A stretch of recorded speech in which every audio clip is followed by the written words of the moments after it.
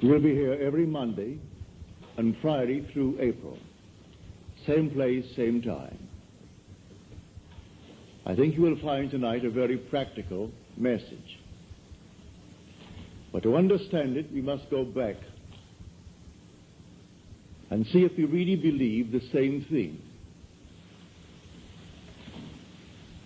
I make the claim that the eternal body of man is the imagination, and that is God himself, the one we speak of in Scripture as Jesus Christ.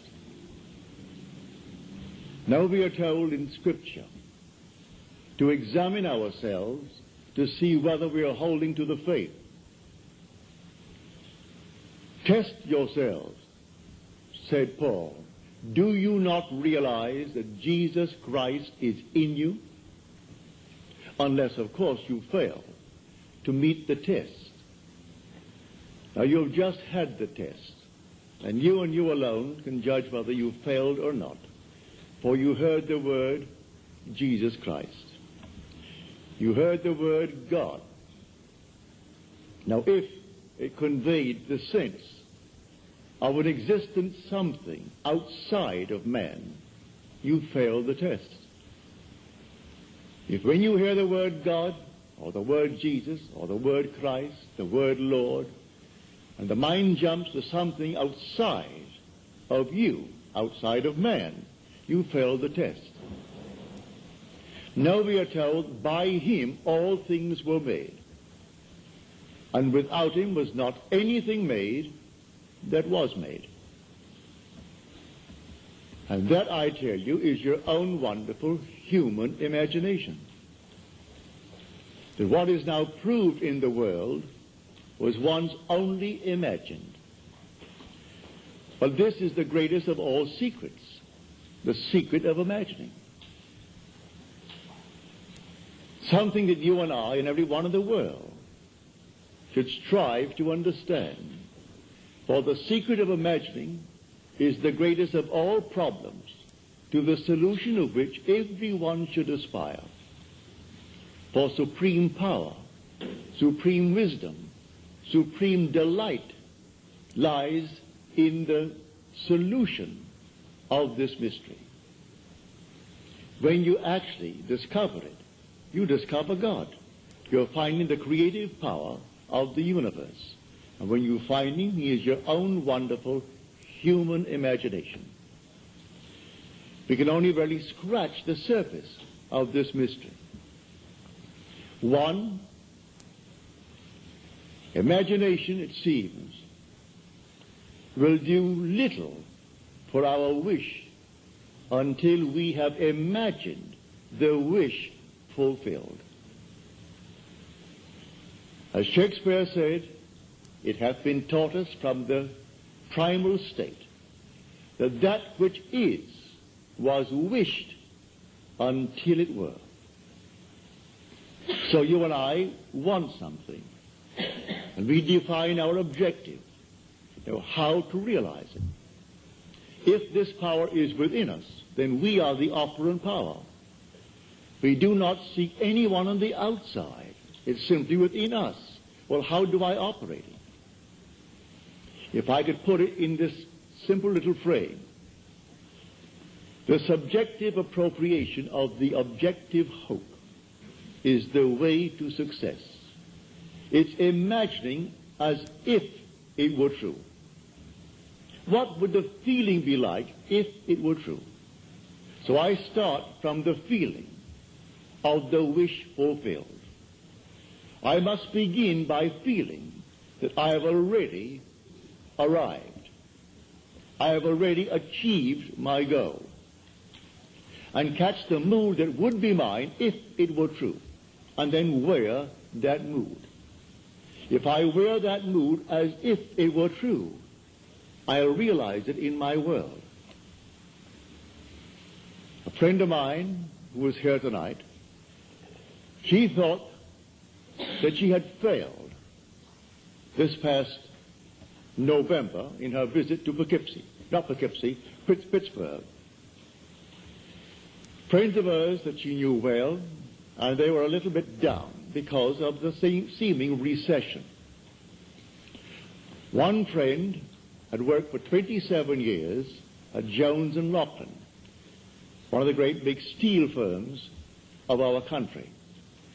In the months of September and October, they let out 4,000 workers. He had to put in 3 years and 2 months to complete a 30-year service with the firm. After 30 years, he could retire at a very good, I would say, retirement fund. But he also had 6 more years to go for his Social Security. And they let out 4,000. And then it was rumored in the plant that they're going to close that plant. She reminded him of the use of imagination, which he had used with him successfully in her previous visit to Pittsburgh. Well, he laughed it off. Those things would have happened anyway. She reminded him of 6 distinct requests on his part that he thought he could not realize. Every one came to pass, as she reminded him. And then she took a vision of mine and explained it to him. She said, you know what I told you the last time?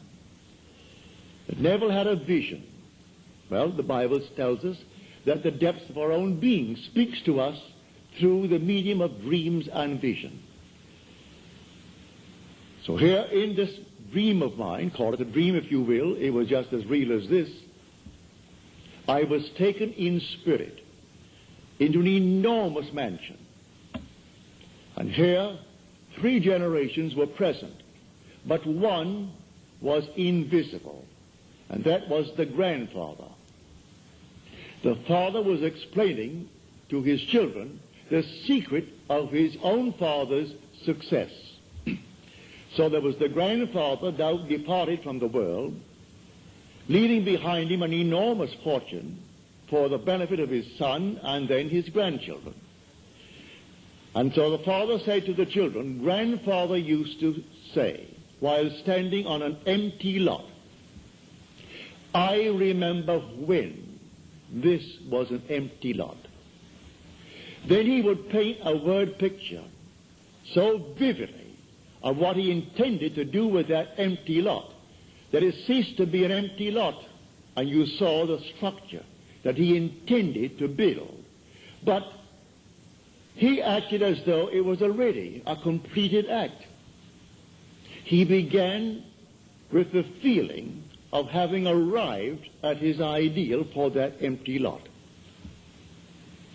Then I woke on my bed, and I recalled the dream. And I knew that the depths of my own being had constructed that scene to instruct me. Here is one facet of the great use of this power called imagination, which is God. It was too early to rise, so I went back to sleep, and I redreamed the dream. This time, I am the grandfather. I am not the father telling the story. I am not an eavesdropper listening to the story as it was told in the original dream.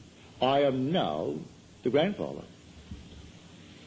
Then I would say to everyone, by standing on an empty lot, I remember when this was an empty lot.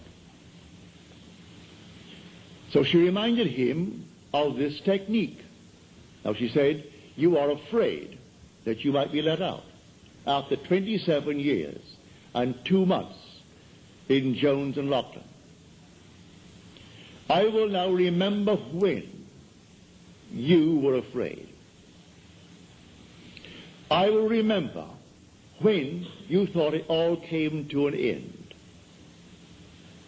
That's one. He said 2 years ago, I was interviewed, and I thought it a very good interview. But after 2 years, it has never appeared in the trade paper. And I wondered, what have they done with it? Have they simply forgotten it, mislaid it, or deliberately not used it? She said, I will read that magazine, and I'll be lifted up by it. It's humorously written, as you tell me. Well, I will take that book right now in my hand, that magazine, and I will read it, all about you. She went into 2 or 3 others. Then she returns. Now she's here tonight. She said, in December, I received the magazine. It's very well written and very, very humorous, all about this man. Then she said, I heard on the radio that Jones and Lachlan had decided not to close the plant, but instead to spend $13 million on the plant in modernizing.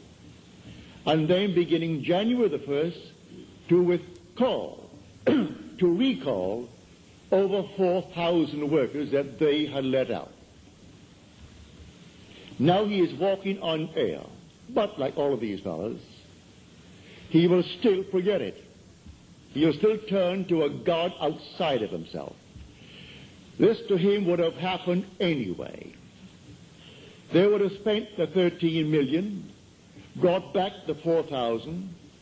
That thing that was found after 2 years and printed, oh, that would have happened. And man goes blindly on worshiping a false God because he does not know God.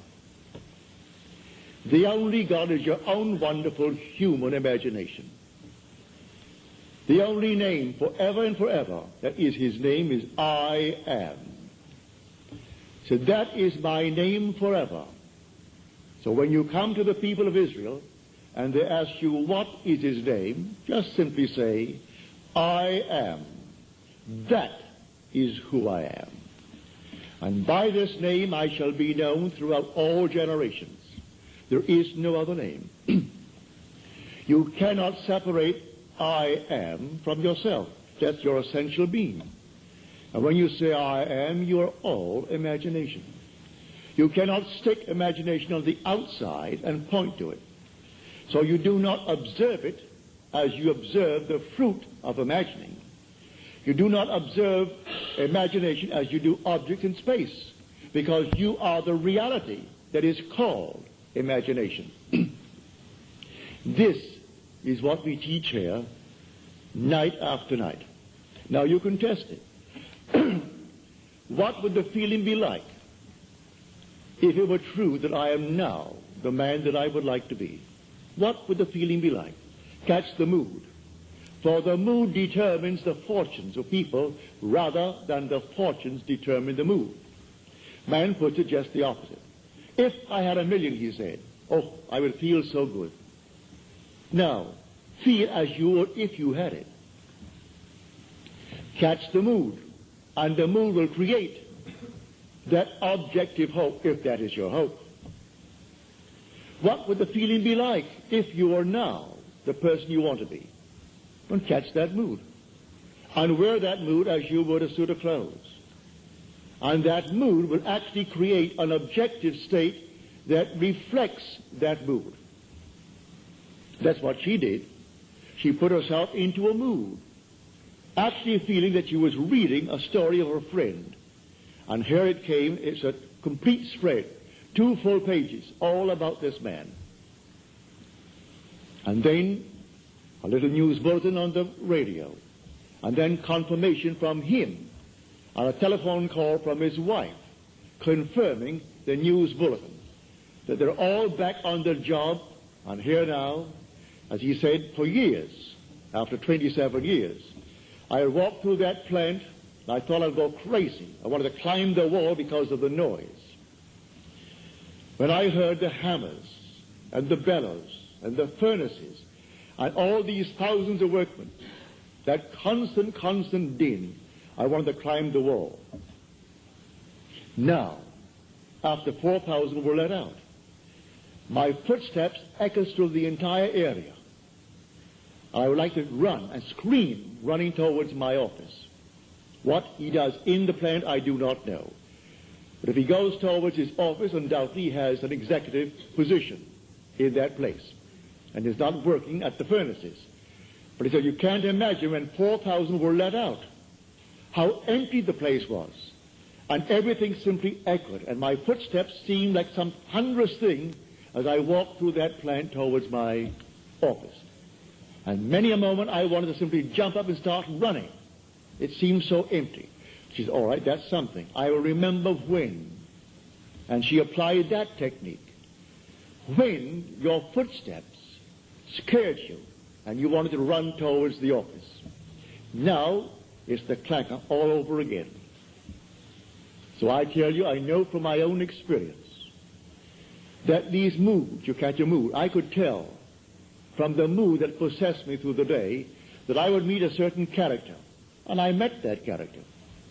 It may be someone I knew or some total stranger, but I could tell from the very mood that possessed me that I'm drawing into my world an affinity with that mood. You can catch a mood and create the world that is in harmony with the mood. Anyone can do it. In fact, you're doing it morning, noon, and night anyway.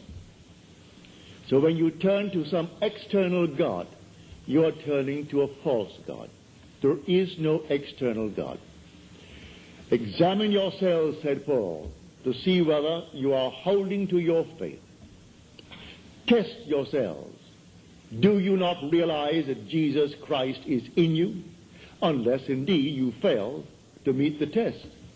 You've just had the test.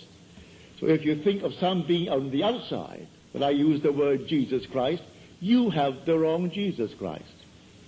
For we are told by him all things were made.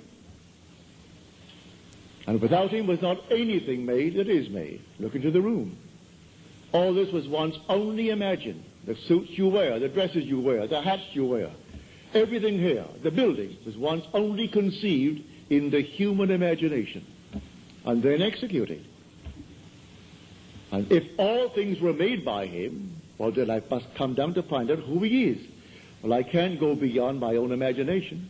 I know exactly what I imagined. I see the results. So I go back. All things made by him, yes, good, bad, and indifferent.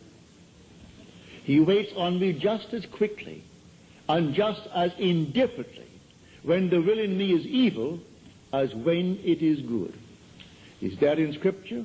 You'll find it in Scripture. Read it in the book of Deuteronomy. I kill.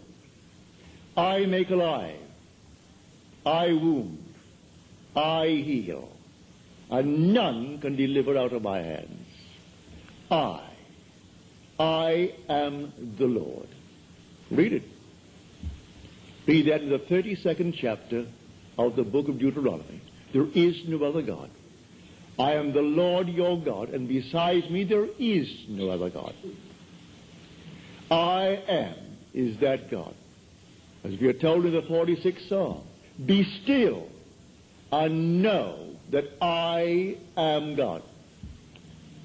A man will not believe it, and yet he has evidence morning, noon, and night that his own wonderful creative power, which is his own wonderful human imagination, is producing the phenomena of life.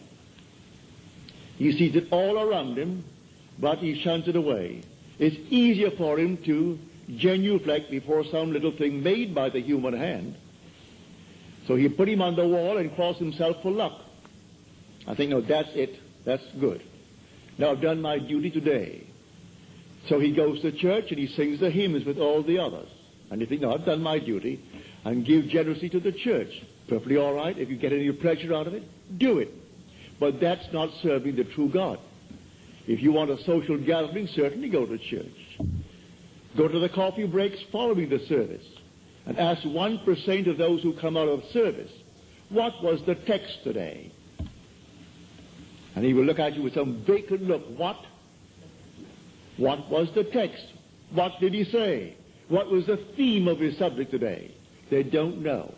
But it's a place to go on certain days of the year, especially on Christmas, on Easter, and days of that nature. Others make it a point to go once a week. They think they're doing God a favor. You're walking with God morning, noon, and night. You take him to bed with you because your essential being is God. And there is no other God. Were he not within you, you couldn't even breathe. Your breath is God. Every child born of woman is God incarnate. If man only knew that, there could be no war in the world. Killing man is killing God. For every child born of woman is the incarnation of God. Whether you be black, yellow, pink, white, or any other color, there is no other being in this world but God. So the incarnation takes place every time a little child is born and it breathes, and you spank it to get it to cry. That moment was the incarnation of God. Now, how can you kill him? How can you hurt him? Just teach him and show him what power is latent within him. For the whole vast world aches for the awakening of the imagination in man. And the story as told us in Scripture is a true story, but not as it's told. The day will come you'll actually find yourself reenacting the entire drama as told us in the Gospel. And you will know it in the first person singular, present tense experience. And then you'll know who he is. He comes to us as one unknown, yet one who in the most wonderful, mysterious manner lets man experience who he is. And when you experience who he is, it's all about you. It's not about another. The whole vast drama is all about the individual that you see as a little child right in this wonderful world of ours. But here tonight, let us keep it on this level. And on this level tonight, when you dream of some wonderful objective in this world that is not yet realized, realize who the dreamer is. And the dreamer is God. And by dreamer, I mean your own wonderful imagination now. A daydream. That's God. That's God in action. Now, do not let your reason and your senses dictate what is possible. All things are possible to God. So suspend for a moment your reason. Suspend the senses that are dictating what you must accept. For their demanding of you, accept the facts of life. All right? If you could accept the facts of life and let reason dictate it, you'll never go beyond where you are. So suspend them just for a moment and try this technique. What would the feeling be like? How would I feel if they were true, that I am already the man that I would like to be? And if I am, how would I see my friends, and how would they see me? It's all within us. So let my wonderful human imagination see them as they would have to see me if it were true. Bring them into my mind's eye and let them see me. And let them talk to me. And let them congratulate me on my good fortune. And don't duck. Accept the congratulations of your friends, if they really mean it. Actually play the part all within yourself. And then believe it 100%. As we are told in John's letter, the 5th chapter of his first epistle. If we believe that he hears us in all that we ask of him, then we know that we have obtained the request made of him. Well, if you get the right God, you have no doubts in your mind as to whether he heard you or not. For you know you heard it, and that's God. But if you're not quite sure that he heard it, because there are 3 billion talking to him, begging, well, then you may be not quite sure that he heard you. Maybe you don't think you're good enough, but you can't deny that you hear your own mind. You hear your own inner conversation. You hear your own inner speech. Well, if you know that one is God, well, then you are sure he heard you. Now you are told in that 5th chapter, the 15th verse of first epistle of John, if we know that he hears us in all that we ask of him, then we know that we have already obtained the request made of him. Well, all right. There's an interval between that imaginal act and its fulfillment, as there is between the creative act of a man and the birth of that child. Every little thing has an interval of time between the act and its fulfillment. A horse will take 12 months. A woman takes 9 months. The little sheep will take 5 months. A chicken will take 21 days. There are intervals of time. So the Bible teaches every vision has its own appointed hour. It ripens. It will flower. If it be late, then wait, for it is sure, and it will not be late. Different intervals of time. So it may take thee a longer time. In this case with this man, 2 months to bring back 4,000 who were unemployed. To put his mind at rest that he doesn't have now to feel that he's going to be fired. He can put in now the extra time. Only a little while, 3 years and 2 months will complete his 30 years with Jones and Lachlan. And then, what's a man of his age? 6 more years, and then Social Security. So he'll have both. If it happened now, he wouldn't have it. He would be cut on Social Security, and he would be let out without a good retirement fund. So she goes back, and she reminds him that it happened before. He couldn't afford the roof for the house. And she said, I will see the roof on the house. I remember when it needed a roof. And so she told him, I recall telling you, I remember when it needed it. Well, soon after, something happened in his work. He got the money, and the roof is on. The wife wanted an organ. Couldn't afford the organ. All right. She said, I remember when you didn't have one. She has the organ. And she took one after the other. Of all these things, he's still, with all the evidence in the world, he is still working on some outside God. He thinks he's doing the wrong thing. He feels that if perchance that man is simply a devil incarnate, and he's taken me from my real God, which means something external to himself that he fashions out of his own mind and fashions with his hand, because all these little nonsenses that we buy and stick them up as holy objects. First of all, no artist really ever designed them. It's an offense to speak of an artist when you see these horrible monstrosities that we buy and stick around the place and call them religious objects. So, find who he is. He is the living God. He is not a dead God. You want to read the 115th Psalm about the kind of gods that men worship. The whole psalm is devoted to the false god that the whole vast world worships. He has eyes, but he sees not. Ears, and he hears not. Feet, and he walks not. Hands, and he touches not. Just a dead thing made by human hands, when the living God is within man as his own wonderful human imagination. So I tell you that all that you behold, though it appears without, it is within, in your own wonderful human imagination, of which this world of mortality is but a shadow.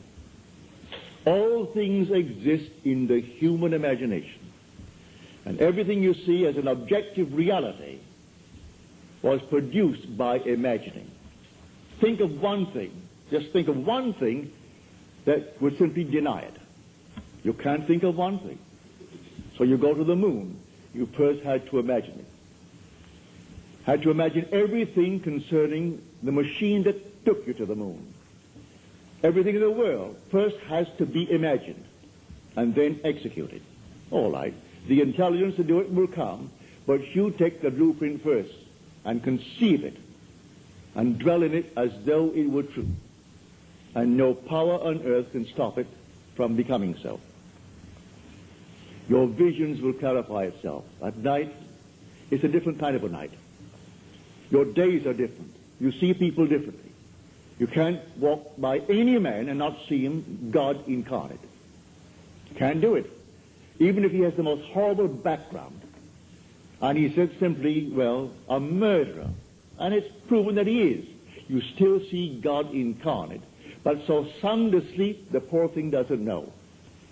If you could only just get to it and show him that he really is God incarnate. And the one he thought he killed, he has been restored to life. Not to the senses of man, but he is restored in a world just like this, terrestrial just like this. About his business, he continues his work. until he too awakens from this dream of life. But all will awaken eventually. But why not start now? Start now to tell man who he really is. God and man are one. Man is all imagination, and God is man, and exists in us and we in him.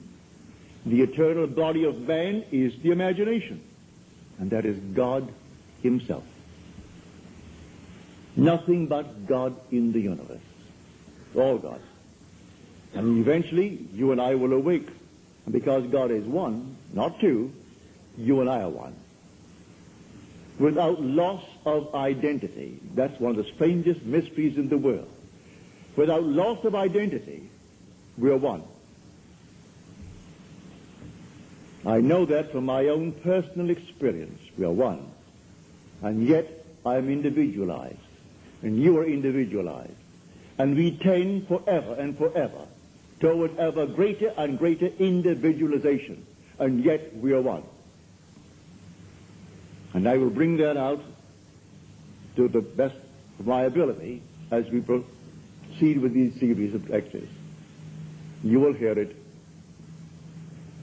But tonight, if you're here for the first time and you want something practical, you apply what I've told you.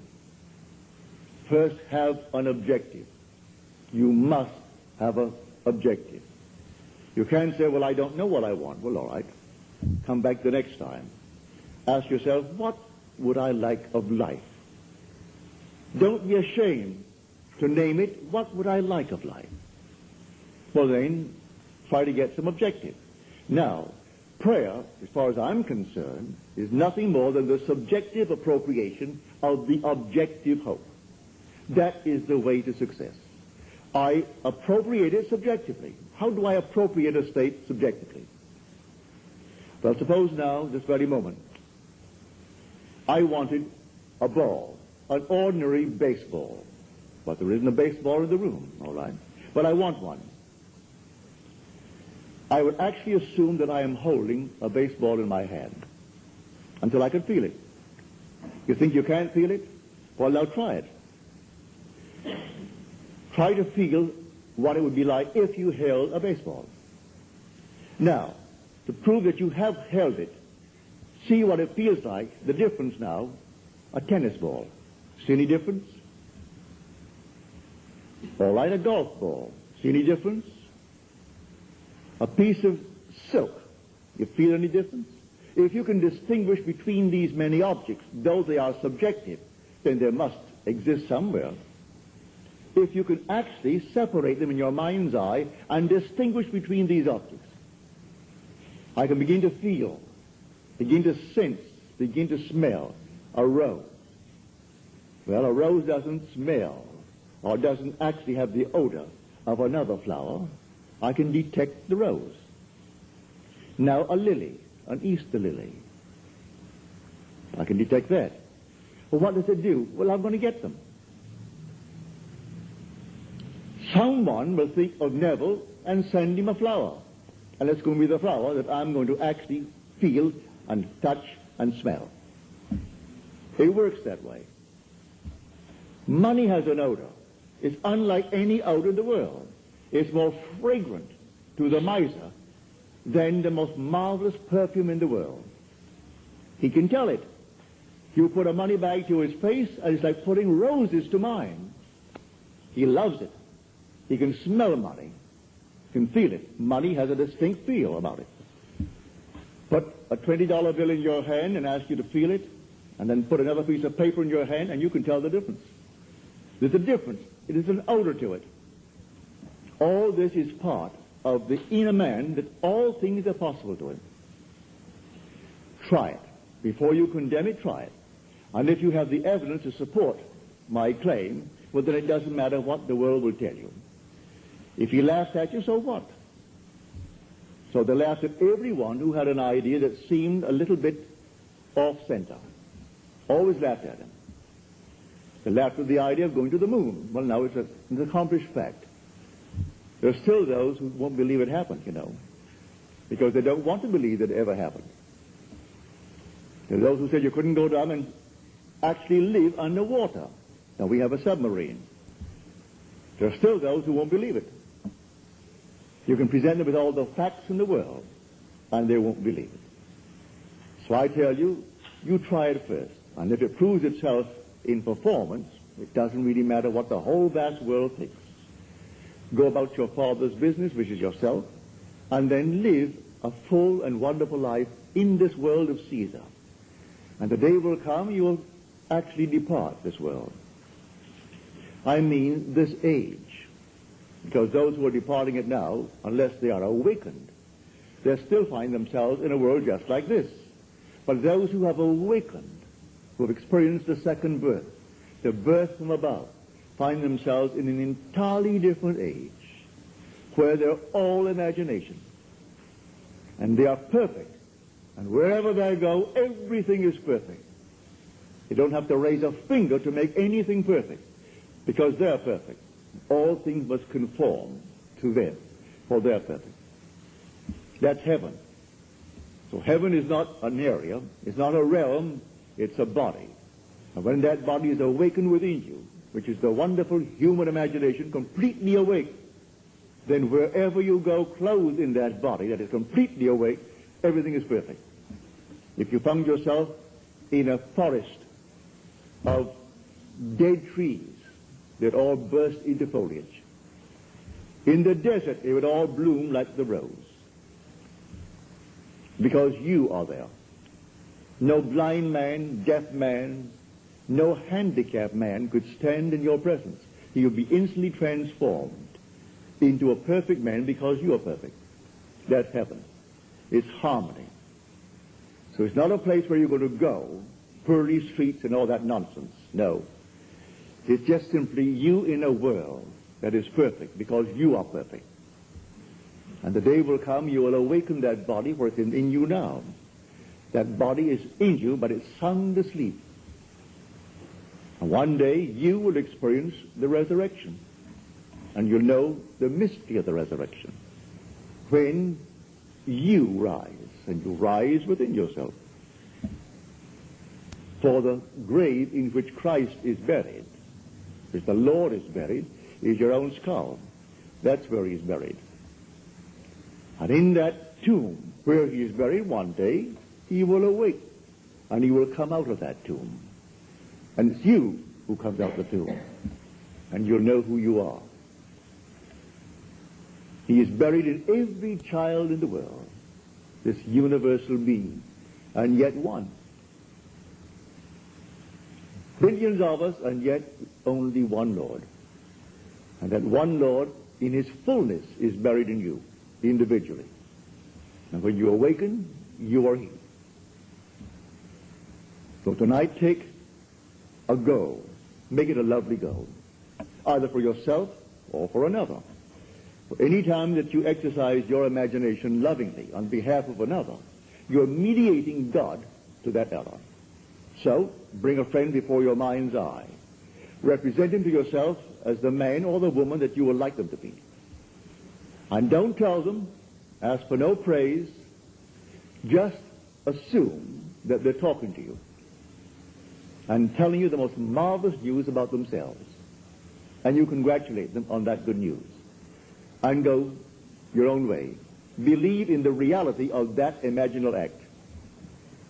It may happen tomorrow. It may happen the day after, or a week later, or a month later. It has its own appointed hour, and it is ripening, and it's going to flower. So don't be concerned. Leave it alone. And it will come to pass. So this is what I mean by feeling is the secret. I catch the mood, the feeling that would be mine if I were what I want to be. I don't have to touch something. I can if I want to. But it's the mood I'm speaking of. What would the feeling be like if she were well? If she were this? And then you catch it, just as though it is true. You always go to the end, and the end is where you begin. We're always imagining ahead of our evidence. So go to the end and feel the end. And then dwell in that end even though reason denies it and your senses deny it. You turn your back upon the doubters. That is your senses and what reason dictates. That's the hell or the devil or Satan in the world. That's the doubter. So you turn your back upon it. And then you walk as though things were as you want them to be. And living in that assumption, it slowly hardens into fact. Even though at the moment of the assumption it was denied by reason, an assumption, though false, if persisted in, will harden into fact. So you learn to assume and learn to persist in the assumption, and it will come to pass. Now let us go into the silence, after which we'll have questions.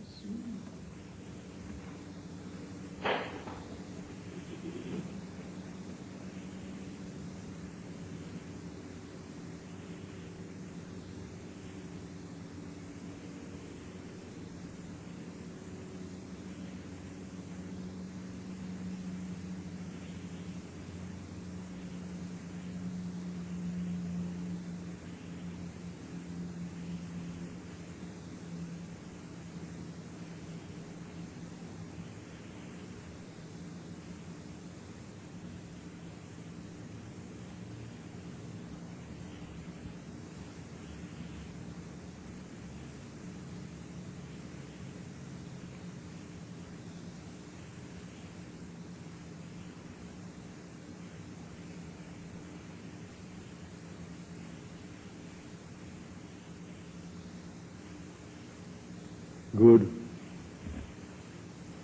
Well, I hope you call it good mood. It'll work. Now, are there any questions, please?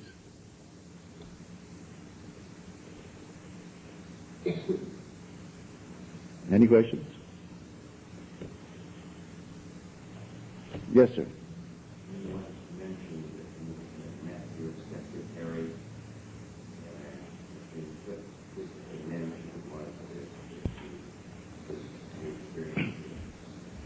Well, to answer your question, I must go back and explain it to those who are here for the first time.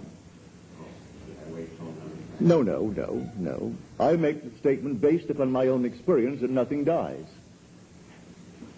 And that's not only true of man, it's true of the flowers, of the animal world, of the trees, of everything. Nothing dies. I am the God of the living, not of the dead. So nothing dies. The little flower that blooms once, blooms forever. It's renewed by the seed of contemplative thought. Well, I had a wonderful friend and secretary. He died suddenly at the age of 50 when I was out here. I then lived in New York City. He was born in Haverstraw, New York, which is upstate New York. He lived in Manhattan and took care of my books and took care of all of my business affairs.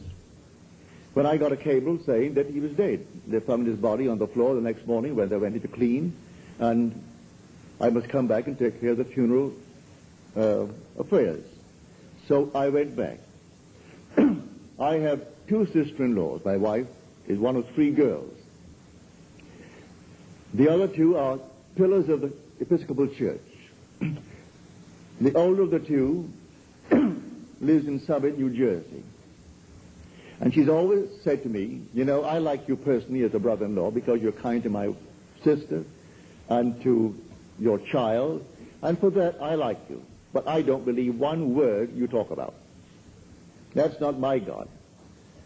I said, all right. She said, I don't believe in immortality. Don't believe in survival. I said, you call yourself a Christian? She said, what has that to do with it? I said, did you realize that the Christian foundation is the fatherhood of God, the brotherhood of man, and life everlasting? You rub out one of these and it's going to collapse? No, she didn't say a word. She said, I still don't believe what you teach. Certainly all right. Well, he died in August. I went back and took care of the funeral. In the next year, I presume around January or February, I found myself consciously in that world where Jack is. I do it time and time again. This does not restrain me. I can put it on a bed and find myself in another world. It isn't out there, it's right here. They're penetrating each other and yet not interfering with each other. And here is Jack. And here is my sister-in-law, Al. I call her Al. Her name is Alice. And she said to me, I still don't believe what you teach, you know. I said, how can you say that when you see Jack? She said, what has Jack to do with it? I said, don't you know that Jack died? Jack then spoke to me, who's dead? I said, you aren't dead, Jack, but you died. I went to your funeral. I paid for it. I got you a good Catholic funeral, Jack. Because your sister insisted that you must be given a nice Catholic funeral. I didn't cremate you. I put you in holy ground, Jack. I got a priest, and the priest did all the little things he has to do, so you're very well planted. He looked at me as well, I'm in...